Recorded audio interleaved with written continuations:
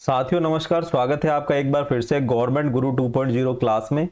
आज हम इस चैनल पर समझने वाले हैं ईओआरओ भर्ती में आखिर चल क्या रहा है। चल क्या रहा है इन द सेंस, हम जानते हैं कि आपने देखा होगा कि जो मैं वीडियो बनाया था आपके लिए ईओआरओ भर्ती से रिलेटेड कि ये भर्ती आखिर में रद्द क्यों नहीं हो रही है, सारी चीज़ें मैंने आपको पहले वाले वीडियो में बता रखी है कि ईओआरओ भर्ती में आखिर घोटाला कहाँ पे हुआ है और कहाँ पे जो है इस भर्ती को रद्द करना जरूरी है।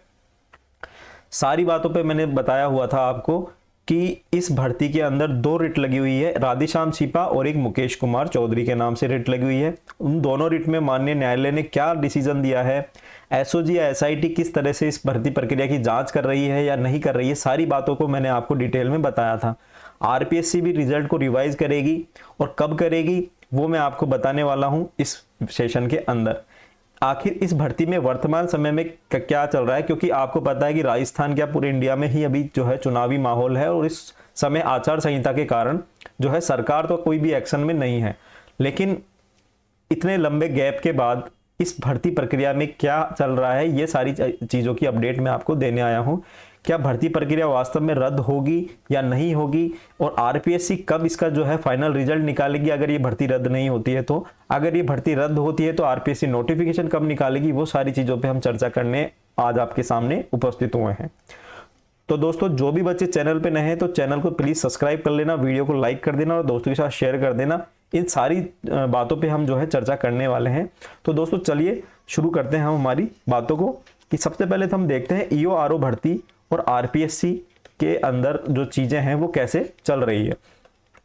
तो दोस्तों ईओआरओ भर्ती को लेकर आरपीएससी का तो ये मानना है कि ये भर्ती प्रक्रिया बिल्कुल सही तरीके से हुई है ना। आरपीएससी क्या कह रही है कि भर्ती प्रक्रिया बिल्कुल सही है, इसमें जो है किसी भी तरह की घोटाला नहीं हुआ है।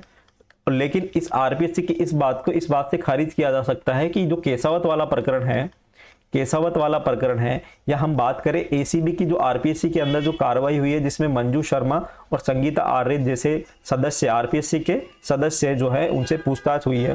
दूसरा जो है अभी एसआई भर्ती के अंदर जो भी नाम आ रहे हैं सामने या जो भी लोग जो है पेपर घोटाले या पेपर लीक के अंदर पकड़ में आ रहे हैं वो एसआई भर्ती के सीधे तार जो है आपके ईओआरओ भर्ती से जुड़े हुए हैं कि वो वाले जो विद्यार्थी हैं वो सीधे सीधे इसमें सेलेक्ट हो रखे हैं।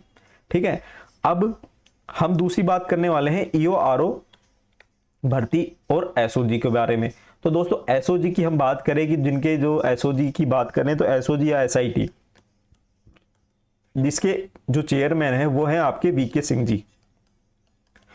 तो इनको भी जो है काफी बच्चे मिलके आए हैं और इन जो भर्ती है ईओआरओ भर्ती इसके संबंधित में इन्होंने जो है अवगत भी कराया वीके सिंह जी को कि इस तरह से जो है ये भर्ती में घोटाला हुआ है, फर्जीवाड़ा हुआ है, आरपीएससी की इन्वॉल्वमेंट है।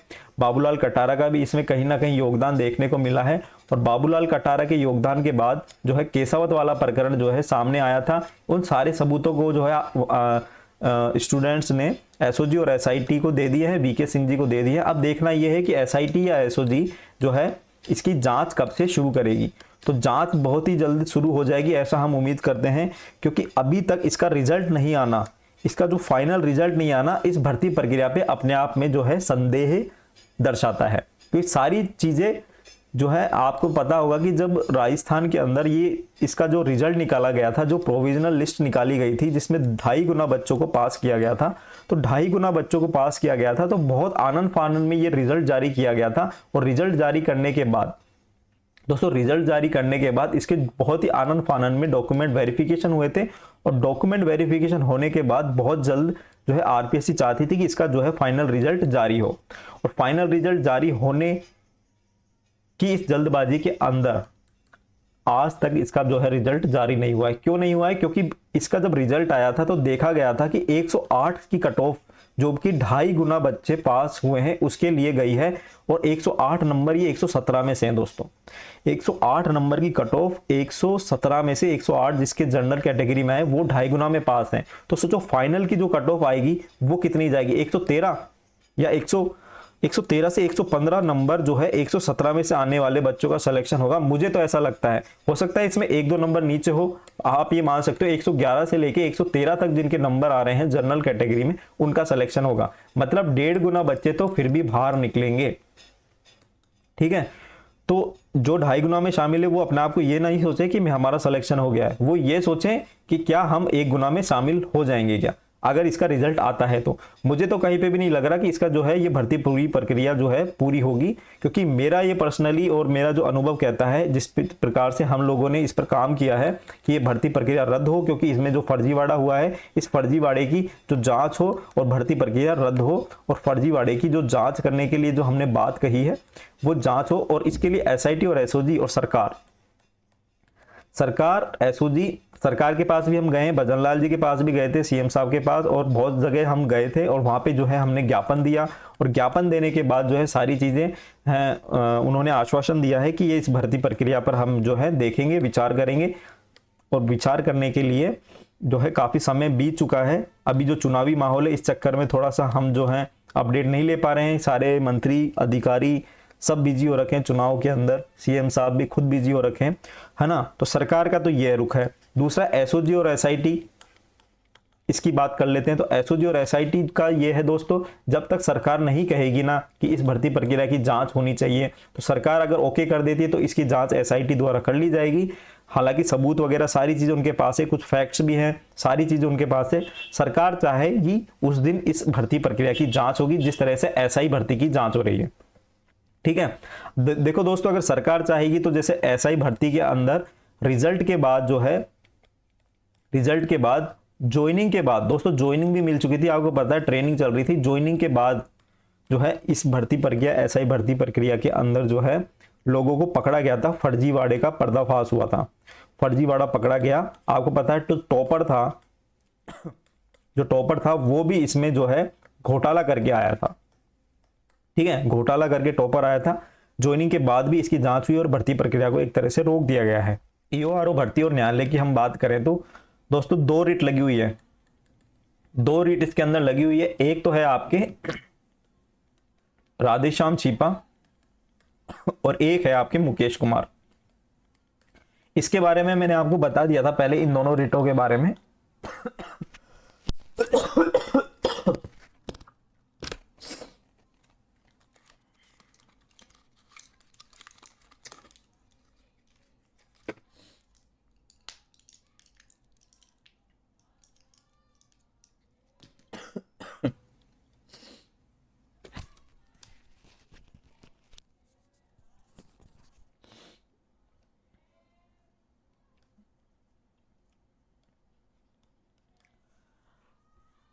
हाईकोर्ट के अंदर राधेश्याम छीपा और मुकेश कुमार के नाम से जो है रिट लगी हुई है दोस्तों। और राधेश्याम छीपा की जो रिट है उसमें एक ऑर्डर निकाला हुआ है कि जो रिजल्ट जो जारी होगा वो आरपीएससी कर सकती है, रिजल्ट पर कोई पाबंदी नहीं है, रिजल्ट आरपीएससी जारी कर सकती है। दोस्तों आरपीएससी को कहा गया है कि आप रिजल्ट तो जारी कर सकते हैं, है ना। राधेश्याम छीपा वाली में कहा गया है कि रिजल्ट जारी कर सकते हैं, लेकिन जो आपकी जो ज्वाइनिंग होगी वो इस ज्वाइनिंग होगी वो आपकी इस रिट के अधीन रहेगी, ये उन्होंने कहा है। किसने कहा है? उच्च न्यायालय ने कहा है, हाई कोर्ट ने कहा है, ठीक है।